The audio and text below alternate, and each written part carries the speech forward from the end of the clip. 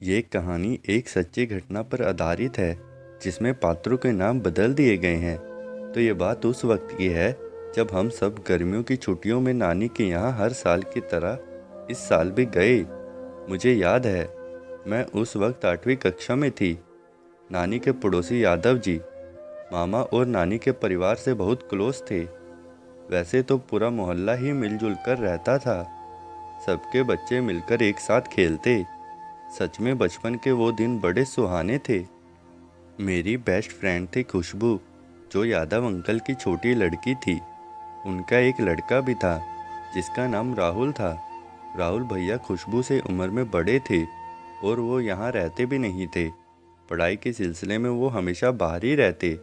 12वीं के एग्ज़ाम ख़त्म होने के बाद वो दिल्ली चले गए थे।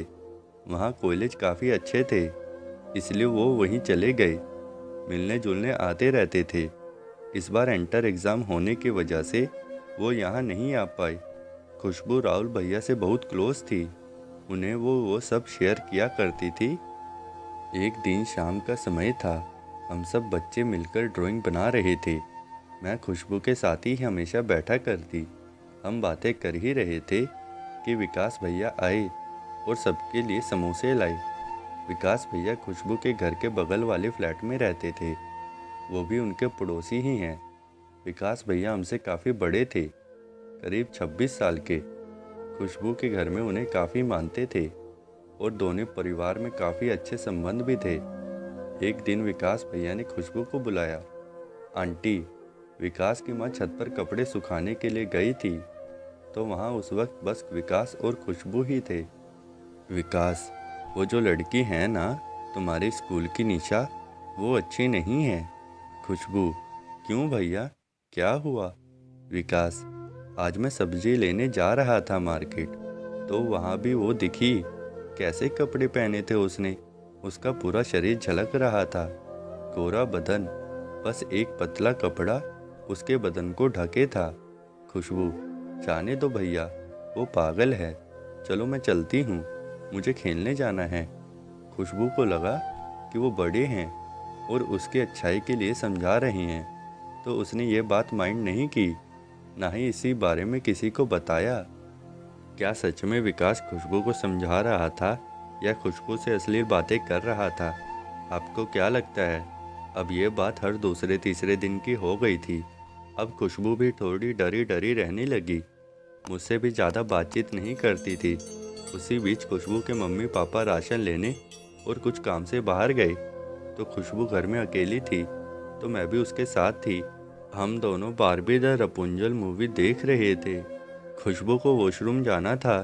उसने कहा तू बैठ, मैं आई। तभी विकास भैया आए और कहा कि जा, तुझे तेरी मामी और नानी कब से ढूंढ रहे हैं। मैं भी बिना बताए न जाने कब से यहीं अटकी रह गई। मैं फटाफट भागकर घर गई, कहीं मम्मी से डांट न पड़ जाए। फिर जैसे ही खुशबू वॉशरूम से बाहर आई, विकास ने उसका हाथ पकड़ लिया। खुशबू घबरा गई और विकास उसके साथ ज़बरदस्ती करने लगा। 13-14 साल की लड़की भला 26 साल के आदमी से क्या जीत पाएगी? खुशबू अपने आप को छुड़ाने की कोशिश कर रही थी। विकास ने उसके चेस्ट दबाने शुरू कर दिए, उसके प्राइवेट पार्ट्स को टच करने लगा। खुद को बचाने की इसमें इतनी हिम्मत थी कि छीना झपटी में उस हैवान ने सामने से खुशबू का टॉप फाड़ दिया। अब उसकी बरा भी दिख रही थी और थोड़ा बदन भी। ये देखकर वो और पागल हो गया और वो बलात्कार करने के पूरे प्लान के साथ था। तभी खुशबू के हाथ टीवी टेबल पर रखा लाफिंग बुद्धा आया, जो बड़ा था और पीतल का होने की वजह से भारी भी था। खुशबू ने भी उठाकर उसके सर पर दे मारा और उसे जैसे तैसे धक्का देकर बाहर करके दरवाज़ा बंद किया। उसकी हैवानियत इतनी थी कि इतना होने पर भी वो खिड़की से इशारे कर रहा था कि वो दरवाज़ा खोलकर उसे अंदर आने दे। खुशबू काफ़ी हद तक सहम गई थी। उसके दिल की धड़कनें इतनी तेज धड़क रही थी कि अटैक आ जाएगा। वो घर के कोने में जाकर छिपकर रोने लगी। थोड़ी देर बाद डोरबेल बजी। इस बार खुशबू डर के मारे बेहोश हो गई, पर बाहर दरवाजे पर आंटी अंकल थे। उनके पास डोर की एक्स्ट्रा चाबी थी, इसलिए वो अंदर आ गए। जब थोड़ी देर बाद देखा तो खुशबू घर के किचन में बेहोश पड़ी थी। उसकी हालत देखकर, फटे हुए कपड़े देखकर आंटी ने पहले टॉवल से ढक दिया और फिर खुशबू के पापा को बुलाया। उसे रूम में लेकर गए। डॉक्टर को बुलाया तो डॉक्टर ने बताया कि उसे तेज़ बुखार होने की वजह से चक्कर आ गया होगा। अब डॉक्टर के जाने के बाद खुशबू की मम्मी ने अंकल के सामने तो कुछ नहीं कहा। अगर वो खुशबू के फटे कपड़े के बारे में बताती तो जाने वो क्या बोलते, सहन कर पाते भी या नहीं। खुशबू घर में सबसे छोटी भी थी, इसलिए सबकी लाडली थी। पापा की तो जान थी वो। शाम तक जब उसका बुखार हल्का हुआ तब आंटी ने उसके लिए चाय और बिस्कुट लाई। वो काफ़ी डरी हुई थी। अंकल भी आए। अंकल को देखकर खुशबू घबरा गई और चीख चीख कर रोने लगी। आंटी घबरा गई। अंकल भी कुछ समझ नहीं पाए। उसकी आवाज़ सुनकर मम्मी, नानी और मैं भी गए। आंटी को पूछा तो आंटी ने बात बदल दी और कहा कि बुखार था। डॉक्टर ने इंजेक्शन लगाया तो रोने लगी। तो सब हंसने लगे और उसे आराम करने के लिए बोलकर हम भी घर चले आए। आंटी ने उसके कपड़े देखे तो फटे हुए थे, पर उनके मन में बार बार ये आ रहा था कि क्या सच है या फिर कौन हो सकता है। घर की इज्जत की बात है, ऐसे किसी से कह भी नहीं सकते। खुशबू बार बार नहाकर आती, अपने शरीर पर नाखून से घाव कर लिए थे।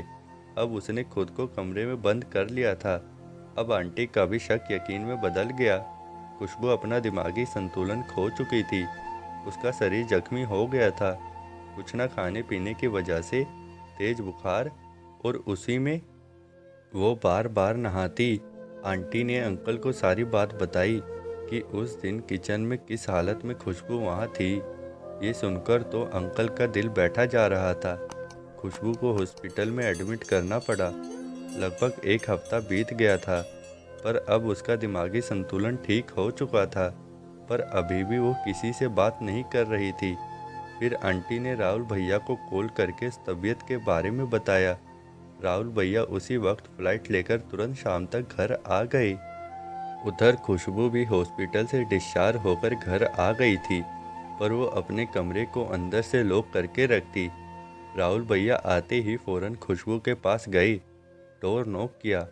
खुशबू ने जैसे ही अपने भाई को देखा, वो भागकर बेड पे जाके सो गई, जबकि वो ऐसा कभी नहीं करती। भैया साइकोलॉजिस्ट की पढ़ाई कर रहे थे और उन्हें साइकेट्रिक बनना था, तो उन्हें हैंडल करना काफ़ी बेहतर आता था। खुशबू के आंसू निकले जा रहे थे। लगभग 1 घंटे की कोशिश के बाद जब कुछ नहीं कहा खुशबू ने, तो भैया ने उसे फोर्स नहीं किया। उसी वक्त वहाँ मैं गई। खुशबू मुझसे बात नहीं कर रही थी। मैंने कहा, सॉरी यार, उस दिन की वजह से तो गुस्सा है क्या? अभी भी बात तो कर मुझसे। फिर भी खुशबू ने मेरी तरफ देखा तक नहीं, तो मुझे रोना आ गया। मैं वापस घर जाने लगी तो भैया ने इशारा किया कि टेंशन मत लो, मैं बात करता हूँ। फिर भी थी तो वो मेरी बेस्ट फ्रेंड। टीनेज में दोस्ती बड़ी मायने रखती है। मैंने रोते हुए कहा, भैया, वो विकास भैया आए थे। उन्होंने कहा कि मुझे नानी और मामी ढूंढ रहे हैं और मैं बहुत देर से इसी के साथ थी। हम बारबी की मूवी देख रहे थे। ये वॉशरूम गई, उतने में विकास भैया ने बताया, तो मैं घर चली गई। तब से ये उसी बात से अभी तक नाराज है।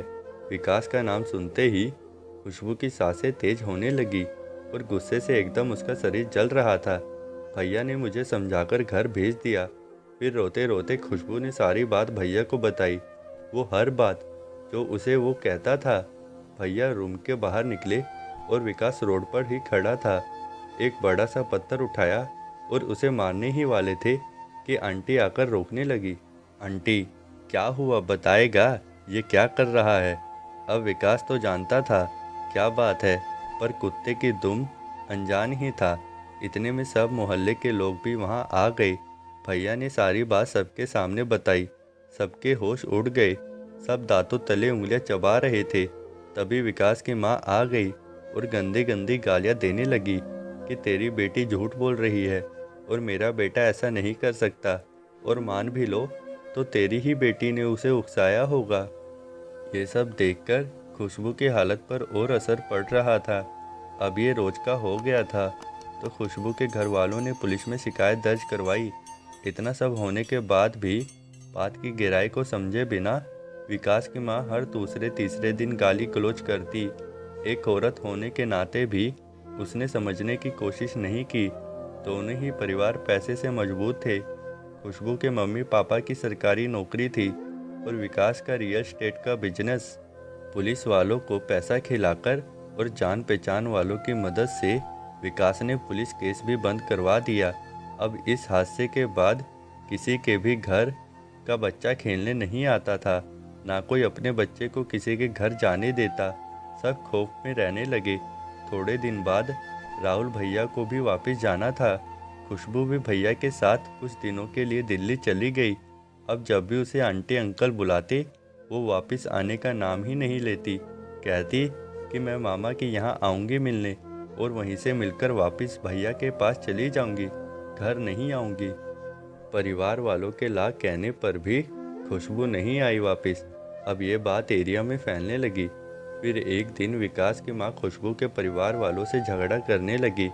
तब तंग आकर खुशबू के माँ बाबा ने पुलिस में कंप्लेन कर दी, पर वहाँ भी विकास के परिवार ने पैसा खिलाकर पुलिस वालों को अपनी तरफ कर लिया। इसके बाद भी जब विकास की माँ का मन नहीं भरा तो उसने राहुल के ऊपर कुछ काला जादू करा दिया। उसी रात खुशबू का घर पर कॉल आया कि मम्मी भैया अब जिंदा नहीं बचेंगे, उनकी हालत कुछ अजीब होती जा रही है। इतना सुनते ही दोनों ने तुरंत फ्लाइट की टिकट बुक कराई और राहुल के पास गए। राहुल के कॉलेज के दोस्त बहुत अच्छे थे और राहुल पढ़ने में भी काफ़ी अच्छा था। तो कॉलेज में एक प्रोफेसर थे जिन्हों टैरो कार्ड रीडिंग काफ़ी अच्छे से आती थी और पिछले ही महीने उनका ट्रांसफ़र दुबई की यूनिवर्सिटी में हो गया। राहुल उनका फेवरेट स्टूडेंट था। उनके दोस्तों ने सर को सारी बात बताई तो उन्होंने वीडियो कॉल करके राहुल के माता पिता से बात की। फिर कार्ड देखकर कुछ बताया कि ऐसे ऐसे कर दो, ठीक हो जाएगा। फिर उन्होंने ये भी बताया कि आपके पड़ोसी ने राहुल के कपड़ों का इस्तेमाल करके आपके घर में कुछ काला जादू टोना करके फेंक दिया, जिनकी वजह से ये सब हुआ। अब अगर इसे अंधविश्वास कहो तो दुबई में बैठे प्रोफेसर को ये सब कैसे पता होता। थोड़े दिन में राहुल की तबीयत भी ठीक हो गई। खुशबू के माँ पापा ने फैसला लिया कि अब वो घर बेच देंगे और यहीं राहुल और खुशबू के साथ सेटल हो जाएंगे। और कुछ साल भर के अंदर वो घर बिक गया और वो दिल्ली शिफ्ट हो गए। आज भी मैं नानी के यहाँ जाती हूँ, पर अब वहाँ मेरी दोस्त नहीं रहती। आई एम श्योर कि आप सबके साथ कभी ना कभी लाइफ में ज़रूर कुछ ऐसा हुआ होगा। किसी के घर के लोगों ने ये बात इज्जत के डर से छुपा दी होगी और किसी ने घर में बताया ही नहीं होगा। ऐसी स्टोरी देखने के लिए इस चैनल को सब्सक्राइब ज़रूर करें ताकि आने वाली वीडियो आप सबसे पहले देख सकें। प्लीज़ चैनल को सब्सक्राइब और वीडियो को लाइक ज़रूर करके जाइए।